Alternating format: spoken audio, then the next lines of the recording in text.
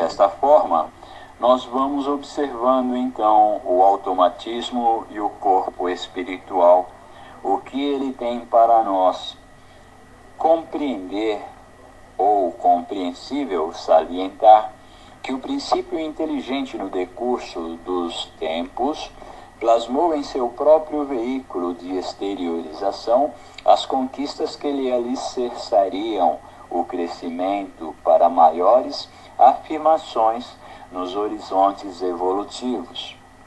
Dominando as células vivas de natureza física e espiritual, como que espalmando-as a seu próprio serviço, de modo a senhorear possibilidades mais amplas de expansão e progresso, sofre no plano terrestre e no plano extraterrestre as profundas experiências que lhe facultarão no bojo do tempo o automatismo fisiológico, pelo qual, sem qualquer obstáculo, executa todos os atos primários de manutenção, preservação e renovação da própria vida. Nós observamos a questão do automatismo fisiológico por muitos reflexos que percebemos.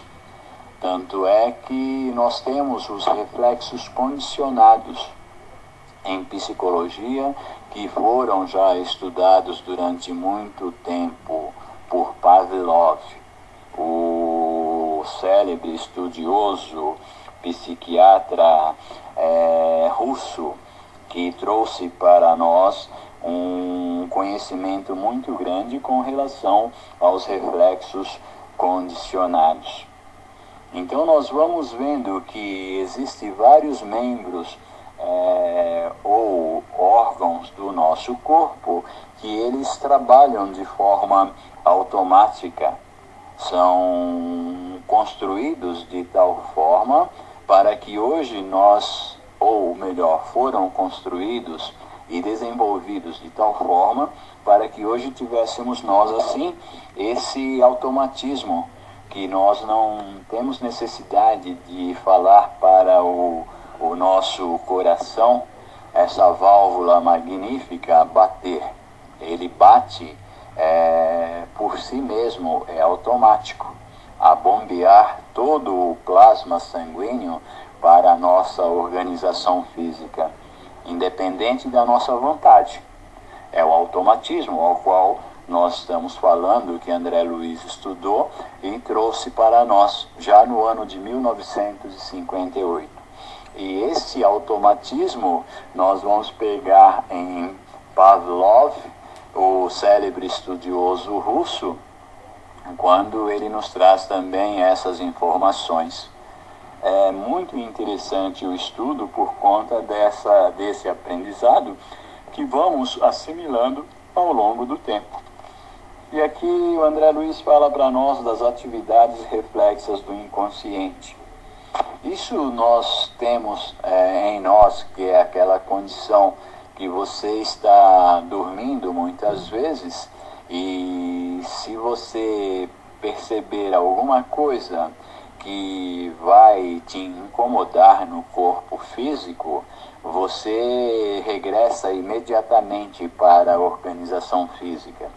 Se tiver um pernilongo, se tiver uma aranha, um mosquito, sei lá, ou mesmo uma vontade de você realizar uma das necessidades fisiológicas, você automaticamente vai despertar. E não precisa de ninguém mandar.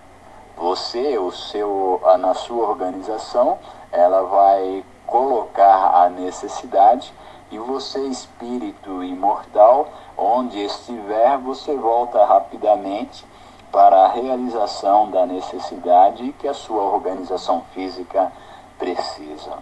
É muito interessante a gente ir vendo ao longo do tempo como esse reflexo está presente 24 horas por dia em nós, e que o André Luiz já falava, e que Pavlov também, esse célebre estudioso russo, nos trouxe bastante informações a respeito. Então, nós vamos observar aqui que sabemos muitas e muitas vezes que em nos propondo aprender a ler e escrever, antes de conseguirmos isso, nós vamos ver que é uma empresa difícil. A assimilação do alfabeto e da escrita, consumindo a energia cerebral e coordenando o movimento dos olhos, dos lábios e das mãos em múltiplas fases de atenção e trabalho, de maneira a superar as nossas próprias inibições, para depois sim conseguirmos ler e escrever mecanicamente, sem qualquer esforço, a não ser aquele que se refere à absorção da comunicação ou à materialização do pensamento lido ou escrito, porquanto a leitura e a grafia ter-se-ão tornado automáticas na esfera de nossa atividade mental. Olha que interessante. Nessa base incessante da repetição dos atos indispensáveis ao seu próprio desenvolvimento, vestindo-se de matéria densa no plano físico e desnudando-se dela no fenômeno da morte, para revestir-se de matéria sutil no plano extrafísico, e renascer de novo na crosta da terra em inumeráveis estações de aprendizado, é que o princípio espiritual incorporou todos os cabedais da inteligência que lhe brilhariam no cérebro do futuro, pelas chamadas atividades reflexas do inconsciente. Aí está uma parcela do desenvolvimento, do princípio inteligente.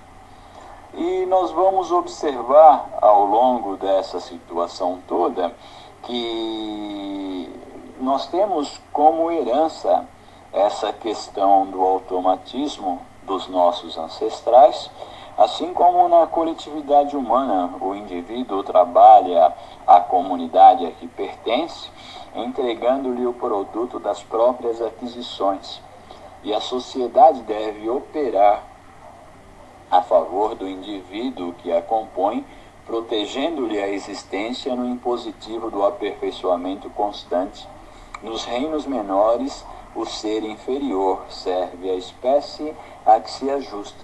Então, se nós trabalhamos para o benefício da sociedade, a coletividade, como um todo, é justo que a sociedade trabalhe também em nosso benefício, dando-nos o suporte ou o aporte necessário para que consigamos avançar naqueles momentos em que nossas forças muitas vezes venham a ser debilitadas. A sociedade irá nos proteger através dos seus organismos para que possamos avançar com sabedoria e recuperar desta forma as energias que foram desperdiçadas na nossa luta no cotidiano. Vejam que interessante, isso o André Luiz estava falando lá, em 1948, se não me falha a memória, 58. Então, vê que para todo o nosso desenvolvimento, nós temos que ter esse aparato.